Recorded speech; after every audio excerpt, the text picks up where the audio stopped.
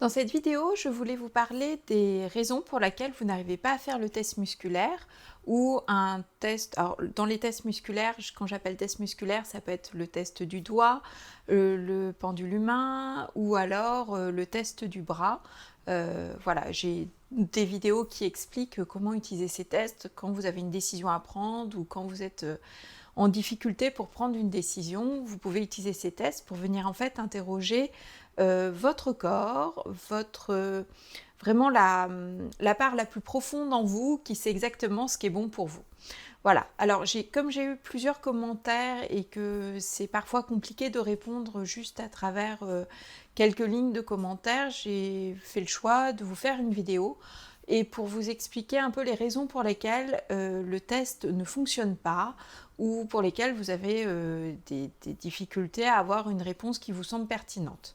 Voilà, donc j'ai identifié 5 raisons. Alors je n'ai pas la science infuse, donc vous pouvez aussi, par votre expérience, ou vous pouvez rencontrer d'autres situations. Moi, je l'ai fait par rapport aux situations que j'ai rencontrées ou par rapport aux situations qui m'ont été remontées par soit des clients, soit mon entourage. Alors, la première raison, c'est une raison qui est très simple, mais je voulais quand même l'évoquer, c'est que ce n'est pas pour vous. Vous demandez quelque chose qui n'est pas pour vous, et c'est pour ça que vous n'aurez pas la réponse. Par exemple, vous souhaitez gagner Euro-Million, ou vous souhaitez gagner au loto, ou au tiercé, quintet, vous appelez comme vous voulez. Vous souhaitez en fait forcer le hasard, et il n'est pas prévu dans le plan divin, dans le plan de l'univers, que ce soit vous qui gagnez au loto ou que vous receviez de l'argent de jeux de hasard. Et donc quand vous allez interroger en test des doigts par exemple ou test du bras pour savoir quels sont les numéros gagnants qui vont sortir demain ou vendredi soir pour l'euro-million, eh ben, vous allez avoir des chiffres qui vous êtes donnés. Mais quand vous recevrez, quand vous allez regarder les résultats, vous vous rendrez compte que vous n'aurez pas gagné, soit rien du tout, soit 1 ou 2 euros. Alors pourquoi ? C'est juste que c'est pas pour vous en fait. C'est que gagner, l'argent va arriver d'une certaine façon, tout est merveilleusement prévu, et parfois on se dit qu'on aimerait gagner au loto ou à l'euro-million parce qu'on souhaite régler des choses dans notre vie, on souhaite prendre notre envol, aller vers tel projet professionnel, changer complètement de mode de vie, etc. Et on est dans un monde où on a souvent besoin d'argent pour un certain nombre de nos projets. Et donc on a envie, on rêve un peu de cette solution magique Euro-Million Loto. D'ailleurs, toutes les publicités de la Française des Jeux et de ces jeux de hasard va venir titiller cette envie cette peur de ne pas y arriver si on n'a pas assez d'argent. Donc voilà, donc première raison, ce n'est pas pour vous. C'est pour ça que vous n'avez pas eu en fait la bonne réponse en test musculaire. En général, quand on veut forcer le hasard, alors je mets le hasard entre guillemets parce que pour moi en fait, il n'y a pas de hasard, il y a des choses qui sont posées sur notre route et je pense que tout est merveilleusement prévu. Ce n'est pas pour nous et que ça ne sert à rien de forcer le hasard. Vous pouvez quand même vous demander pourquoi vous avez eu des réponses qui vous semblaient justes en test musculaire. Par exemple, si vous faites les chiffres de la grille, etc. Alors, soit vous n'avez pas de réponse, soit c'est une fois oui, soit c'est une fois non, une fois c'est le 5, une fois c'est pas le 5, etc. Donc, c'est un oui-non. Mais voilà, c'est que vous n'avez pas besoin de gagner au loto pour continuer votre vie. Mais des fois, vous pouvez avoir l'impression qu'il y a certains chiffres qui reviennent et que c'est la bonne grille.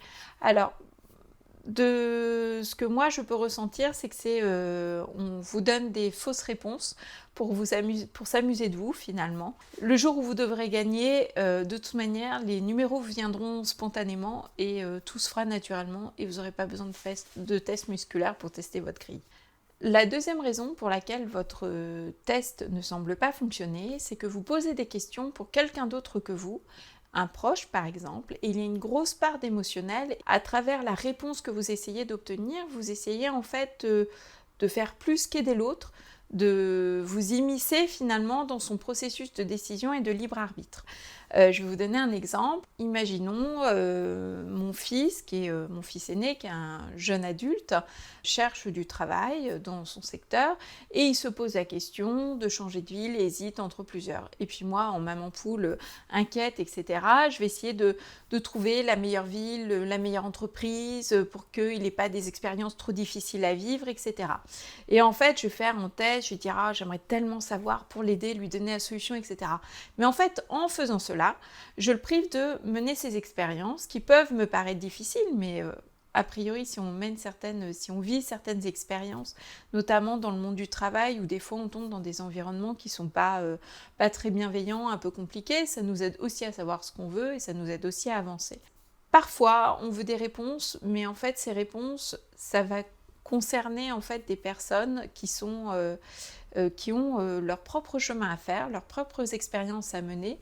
Et nous, en fait, on souhaite plus avoir des réponses à la fois pour nous rassurer et à la fois pour aider un peu trop l'autre. Alors je dis aider parce que finalement, quand j'empêche mon fils de mener ses propres expériences, finalement, j'ai plus tendance à lui couper les ailes au petit poussin qu'à l'aider à s'envoler et à vivre lui-même ses propres expériences qui vont l'aider à se forger, à continuer, à grandir et à avancer. Alors ça peut être un enfant, un proche, ça peut être aussi... Alors je pensais notamment, par exemple, on peut avoir des amis qui ont besoin parfois de se confier parce que, par exemple, une amie qui rencontre des choses assez difficiles dans son parcours et qui va avoir besoin d'une écoute.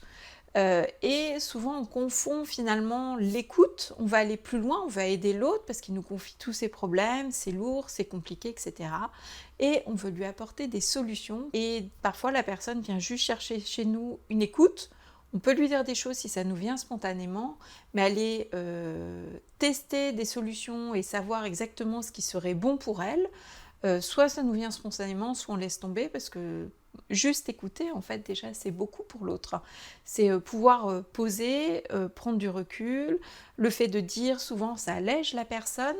Donc voilà, c'est des fois, il faut s'arrêter, ne pas vouloir trouver une solution pour l'autre et vouloir l'aider à tout prix.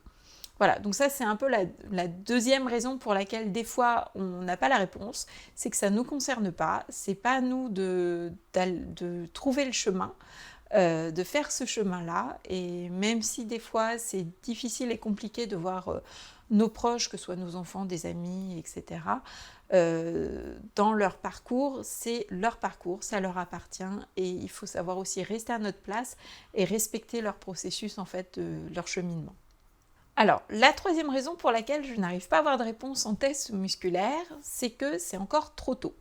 Je vais vous donner un exemple. Imaginons que je n'aime pas du tout mon travail, je l'ai vécu. Le dimanche, début d'après-midi, milieu d'après-midi, je commence à me sentir pas bien. Le dimanche soir, j'ai le boule au ventre. Le lundi, j'ai l'impression d'avoir des blocs de ciment aux pieds. Ça ne va absolument pas, c'est la catastrophe. Sauf que je n'en peux plus, j'ai envie de quitter cet emploi, mais je ne sais pas comment le faire. Je ne sais pas si on va accepter une négociation, je ne sais pas si ce que je veux faire après. Pour moi, c'est juste, je sais que j'ai envie de finir un chapitre, mais je ne sais absolument pas quoi continuer, en fait, par quoi continuer après. Voilà, et donc là, mon mental, qui se dit, mais comment tu vas vivre si tu quittes cet emploi? Parce que quand on en est arrivé à tel point, c'est qu'en fait, on a souvent, on se dit qu'on n'est pas capable de rebondir, on se dit mais qu'est-ce que je vais faire après, comment je vais payer mes factures, etc. Donc en fait on est dans une inquiétude, et donc là c'est en fait au niveau des pensées, notre mental qui va tambouriner dans tous les sens, va faire oh là là, et si, schéma catastrophe, scénario catastrophe, le pire, etc. Et c'est pour ça qu'on n'est pas parti pour l'instant du travail, parce que ça fait belle lurette qu'on aurait dû partir, poser notre démission, ou demander une rupture.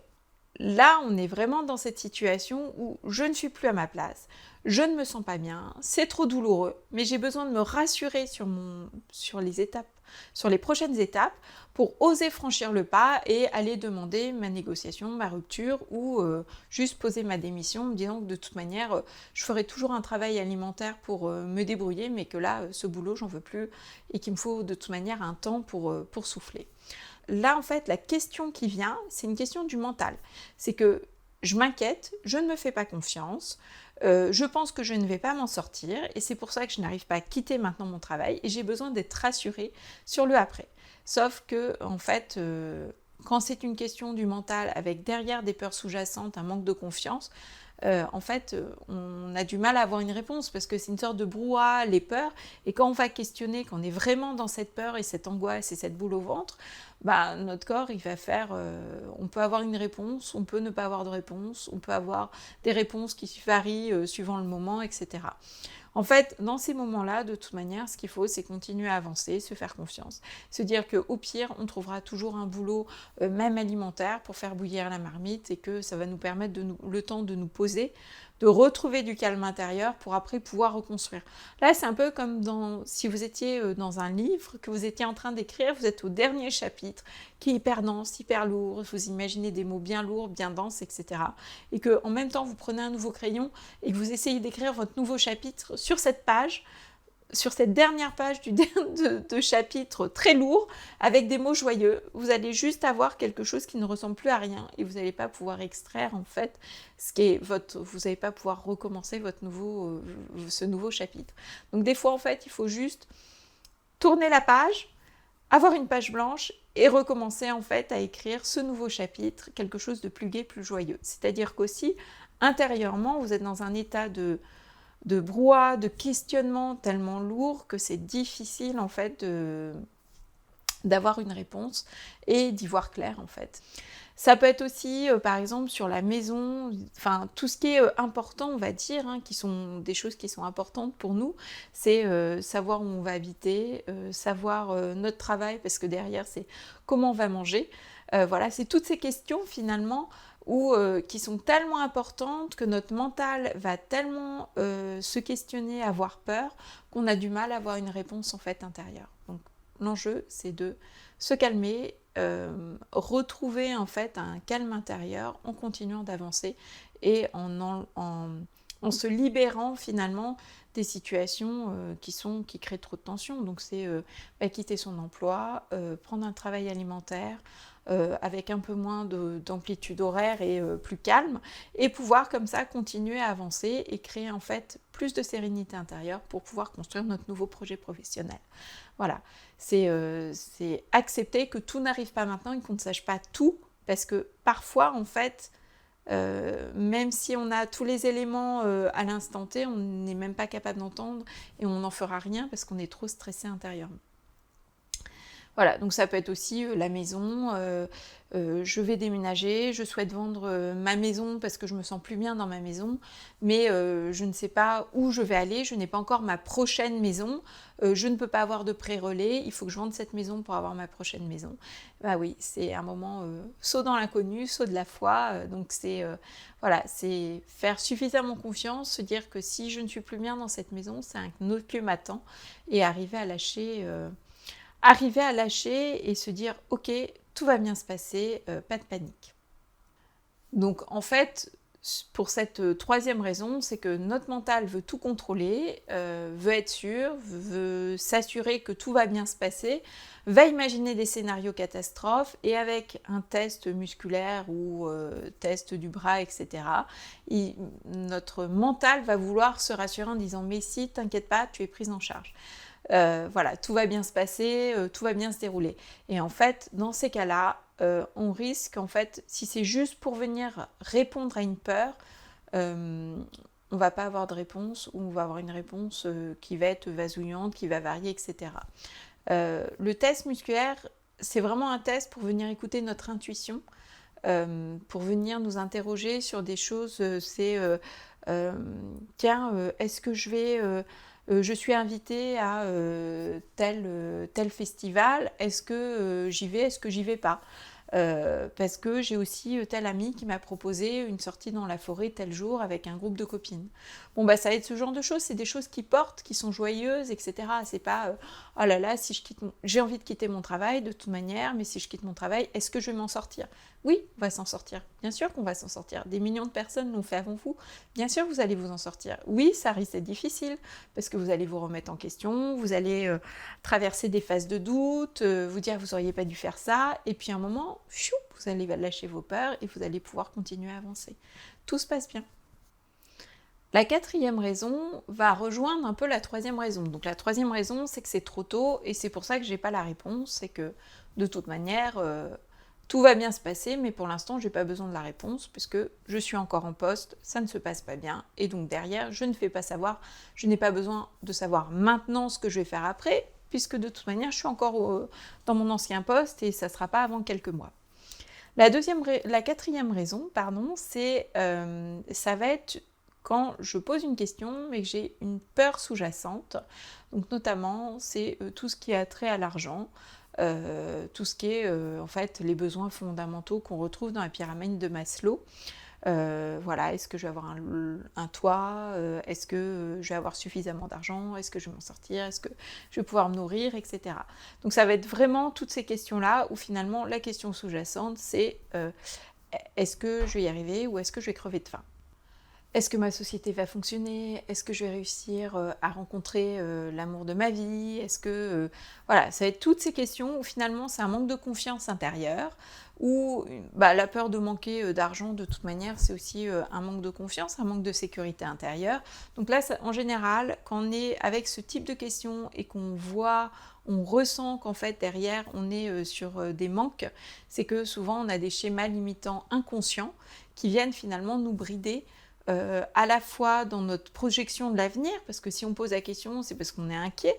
Donc en fait, on imagine toujours des scénarios pires parce qu'on se dit que rien ne va bien se passer, que ça va être une catastrophe, ou qu'on ne mérite pas de réussir, ou que tout va être compliqué, ou que pour moi c'est pas possible, ça va jamais bien se passer, etc. Ça peut être aussi l'ego.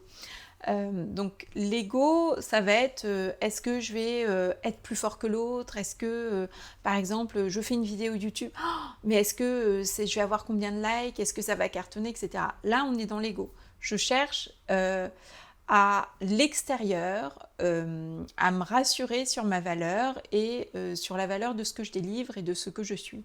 Donc toujours, c'est aller chercher à l'extérieur un regard positif, des likes, des pouces, etc. Parce que comme ça, ça me fait du bien, je me sens mieux, etc. En pratique, on s'en fiche que la vidéo fasse beaucoup de vues, pas beaucoup de vues, c'est pas le sujet en fait. C'est que si je fais la vidéo, si j'ai un appel intérieur à faire ça, mais ça c'est vrai dans tout, dans la vie personnelle et dans la vie professionnelle, en fait, est-ce que j'ai envie de partager ces astuces avec vous? C'est pas, tiens, est-ce que je vais faire des likes pour que, oh là là, qu'est-ce que je suis bien, regarde, j'ai des likes. Donc quand on est dans l'ego et dans la peur, c'est que on va pas à l'écoute profonde de ce qui nous anime. Ce qui nous anime vraiment, on n'est plus dans les peurs, plus dans les schémas limitants de l'inconscient, on n'est ni dans l'ego et dans avoir plus de reconnaissance et de valorisation extérieure. On va vraiment chercher à l'intérieur ce qui nous anime. Et donc là, si vous n'arrivez pas à avoir le test, ça peut être en fait parce que derrière c'est soit de la peur, soit une demande de l'ego qui cherche à se valoriser, à se rassurer en fait. D'ailleurs, je vais rebondir sur la raison numéro 1, où quand on va forcer le hasard, par exemple avec le loto. Pourquoi on a besoin de forcer le hasard avec le loto? C'est parce qu'on ne se fait pas suffisamment confiance sur notre capacité à réussir nos projets et la vie dont on rêve, et qu'on se dit qu'avec plus d'argent ce serait facile. Donc on va chercher un coup de pouce du côté du hasard, du côté de l'univers, mais voilà, c'est qu'on ne se fait pas confiance et on pense qu'on ne peut pas y arriver si on n'a pas 1 million ou même 10 000 euros qui va tomber comme ça. La cinquième raison pour laquelle le test musculaire peut ne pas fonctionner, c'est parce que nos vibrations sont trop basses. En fait, l'intuition, ce qu'on va venir écouter et la réponse qu'on va attendre en fait avec ce test, par exemple le test des doigts, c'est comme si c'était une note qui est très haute, très cristalline, avec une haute vibration. Donc c'est quelque chose de très haut, très léger, et comme je l'expliquais dans ma vidéo sur le test des doigts, c'est la petite voix. Donc si on a un brouhaha de pensée très sombre, on pense vraiment qu'on ne va pas y arriver, qu'on ne va pas s'en sortir, que rien ne va, que de toute manière on va rater comme on a toujours tout raté, etc. Là on a des vibrations très basses. Donc on va avoir du mal à entendre cette petite note très légère, très cristalline. Donc quand je suis déprimée, j'ai mes vibrations qui s'abaissent. J'ai souvent aussi des pensées tournoyantes qui sont très, très tristes, très lourdes. Quand je suis déprimée, je vais avoir du mal à entendre l'intuition avec sa note très élevée. Donc si je veux mieux entendre, c'est ce que je vous disais dans la vidéo sur le test des doigts, c'est que je vais remettre du calme à l'intérieur de moi. Quand je suis calme à l'intérieur de moi, j'enlève, je me libère des pensées bruyantes. Je vais pas y arriver, je m'en sors pas, etc. Pensées peur. Et je me libère aussi des émotions qui me font faire un yo-yo à l'intérieur. Pareil, ça crée un bruit.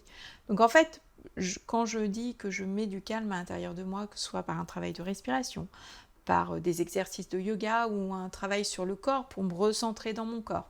Quand c'est m'asseoir dans la nature, faire un câlin à un arbre, etc., c'est pour ressentir, revenir à un calme intérieur pour pouvoir en fait remonter mes vibrations et pouvoir créer cet espace pour entendre cette petite note cristalline de l'intuition. Je n'avais pas parlé dans la vidéo sur le test des doigts, mais c'est quelque chose qui est très important, c'est aussi de quoi je me nourris. Alors, il y a la nourriture physique qu'on absorbe. On sait tout ce qui est bon, vivant, avec haute vibration, c'est tout ce qui est du cru, vivant, etc., végétal. Ça va avoir une plus haute vibration que de la nourriture industrielle, hyper transformée, qui là va avoir une vibration plus basse. Ça, je pense qu'on trouve l'information aussi assez facilement. Il y a aussi une autre nourriture qu'on a, c'est la nourriture, en fait, c'est ce qu'on lit, c'est ce qu'on écoute, etc. Donc la musique va pouvoir... Certaines musiques vont m'élever, certaines musiques classiques notamment, je pensais, ou certains morceaux de jazz vont m'élever, je vais me sentir beaucoup plus joyeuse, euphorique en les écoutant. Je vais être littéralement transportée par la musique. Puis il y a des musiques qui sont, voilà, dès que vous regardez certaines publicités qui veulent jouer sur le côté émotionnel, bien lourd, vous faire peur, ou sur des films, une musique bien lourde, bien angoissante, un peu, voilà, dans de la mer, etc. Là, ça vous crispe à l'intérieur et ça va vous descendre vos vibrations. Pareil, que ce soit sur les réseaux sociaux, à la télé, les émissions qu'on regarde, qu'est-ce qu'on va regarder? Comment ça va venir nous nourrir? Moi, je sais que j'ai complètement arrêté de regarder des films d'horreur, drame, psychodrame, même les comédies dramatiques, j'arrête. Quand je regarde une comédie dramatique, alors je rigole, et puis à un moment, boum, tout se passe mal. Un héros ou voilà, un personnage du film, il lui arrive un truc horrible. Et puis moi, je vais être là, oh, ça y est, ça va me faire pleurer, je vais me sentir pas bien, mon Dieu, qu'est-ce qui se passe, etc. Et vium, ça redescend mes vibrations. Donc, notre nourriture dans ce qu'on regarde, écoute, les personnes aussi avec qui on échange, ça va jouer aussi énormément. Il y a des personnes qui sont très négatives, qui vivent complètement dans le passé ou dans un futur hyper noir, ou qui n'arrivent pas à être dans le moment présent, qui soit ressassent ce qu'elles ont mal fait, sont continuellement dans les regrets, ou qui sont... quand elles parlent de l'avenir, c'est ça va pas se passer comme je veux, j'essaye de contrôler, ça se passe pas bien, je veux que ça se passe comme ça se passe pas bien, ça se passe pas comme j'ai décidé, au lieu de voir le cadeau de la vie, va râler et boum, tout ça aussi, c'est des choses qui viennent nous impacter et plus ça va, plus on est sensible aussi à ce que les autres ressentent. C'est le développement de l'empathie et de notre sensibilité. Donc c'est aussi très important de voir avec qui on échange et ce qu'on regarde, parce que ça va soit augmenter nos vibrations, soit les baisser. Voilà, donc, et plus on essaye de s'écouter, plus en fait c'est vraiment une discipline intérieure d'être extrêmement vigilant sur ce qu'on regarde, sur ce qu'on écoute, sur la façon dont on se nourrit, mais pas uniquement dans l'assiette, parce que l'assiette c'est une petite proportion en fait. Je voulais vous parler dans cette 5e raison de quelque chose dont on ne parle pas forcément, parce que parfois on peut en avoir peur. Je voulais quand même en parler parce que c'est pas la raison la plus fréquente, mais ça existe. Des fois, ça peut être aussi de vous dire « Ah, tiens, c'est peut-être ça ». En fait, parfois, on peut avoir un corps astral qui vient se coller à nous et qui vient en fait nous perturber. Donc ça peut être soit une entité du bas astral qui est venue sur moi et qui vient me parasiter. Et donc là, je peux avoir, parce que ça m'est déjà arrivé, hein, j'ai vu ça sur des proches, des pensées suicidaires, hyper déprimées, des pensées qui ne me ressemblent pas, je me sens vraiment très fatiguée, complètement vidée de mon énergie, à côté de la plaque, etc. Ou ça peut être aussi une âme donc le corps astral d'une personne qui est décédée, qui grosso modo a vu de la lumière et est venue sur moi parce qu'elle est un peu perdue. Voilà, et donc dans ces cas-là, moi je le ressens parce que je perds ma coordination. Par exemple, je mets des pâtes dans une assiette, je vais en mettre un petit peu à côté, je vais pas faire les choses de façon logique, je vais être dans une grande tristesse intérieure ou dans une colère et l'impression que c'est pas moi. Donc ça peut être aussi, dans ces cas-là, l'âme d'une personne décédée qui est venue. Donc ce n'est pas le cas le plus fréquent. Souvent les gens disent oh là là, je dois avoir une entité sur moi, c'est pour ça que ça va pas. C'est loin d'être le cas le plus fréquent, mais je souhaitais quand même vous le mentionner parce que parfois ça peut arriver et dans ces cas-là, ça peut être assez compliqué à gérer parce qu'on est souvent dans un état intérieur qui n'est pas le nôtre. Voilà, on est en fait très influencé par un autre corps astral, qui peut être soit un corps astral du bas astral, soit une personne décédée, mais si elle n'est pas passée dans la lumière, souvent c'est parce qu'il y a une émotion un peu lourde, elle a une émotion un peu lourde qui l'empêche justement d'aller dans la lumière. Voilà. Après, pour savoir si vous avez une entité ou pas, maintenant moi ce que je fais c'est que je pose la question en test des doigts pour m'assurer. Voilà, au début ça marchait pas parce que j'avais très peur en fait, je me disais oh là là mon Dieu, je vais pas savoir gérer, j'ai une entité sur moi, etc. Mon Dieu, mon Dieu, mon Dieu, j'étais en panique intérieure et quand on est en panique intérieure, on n'a pas de vraie réponse. Voilà, et quand en fait on se détache de cette peur et on se dit bah c'est pas grave en fait, soit c'est une personne qui est décédée, dans ces cas-là, soit j'arrive à la faire passer, soit je lui demande de partir, soit entité base astrale, on peut aussi le faire partir, soit on se fait aider par quelqu'un, soit on le fait partir par exemple en remontant nos vibrations, en allant vers des choses hyper lumineuses et en fait ça se décroche. Voilà, donc ça dépend aussi des entités, mais je voulais quand même en parler parce que ça peut être vraiment, ça peut être une raison pour laquelle vous avez vos vibrations qui descendent énormément et vous avez l'impression que c'est pas forcément vos émotions, vos pensées, que vous reconnaissez plus. Vous avez vraiment l'impression que c'est pas tout à fait vous, donc ça peut être une des raisons. Voilà. Mais c'est loin d'être la majorité des cas pour lesquels les vibrations descendent. Hein. Souvent, c'est parce que on est influencé par ce qu'on croise, par les personnes qu'on voit, par ce qu'on voit sur les réseaux sociaux, à la télé, sur YouTube, etc. Et ça vient en fait nous imprégner de façon soit positive, soit négative. Donc pour moi, c'est quand même la majorité des cas. Voilà, j'espère que cette vidéo vous a aidé. Elle est un peu longue, un peu dense.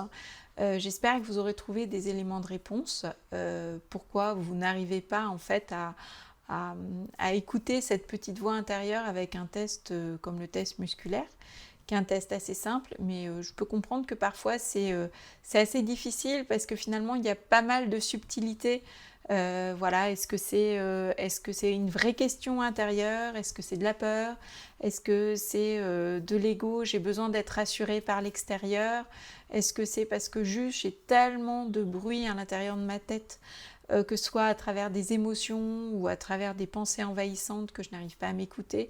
Voilà, tout ça, j'ai bien conscience que je vous donne des éléments, mais qu'après, arriver à trouver ce calme intérieur, c'est pas très simple, c'est un cheminement aussi. Et voilà, j'espère en tout cas que ça vous donnera quelques clés, quelques pistes pour comprendre comment cette écoute intérieure, vous pouvez la développer avec un test musculaire, doigts, bras ou pendule humain.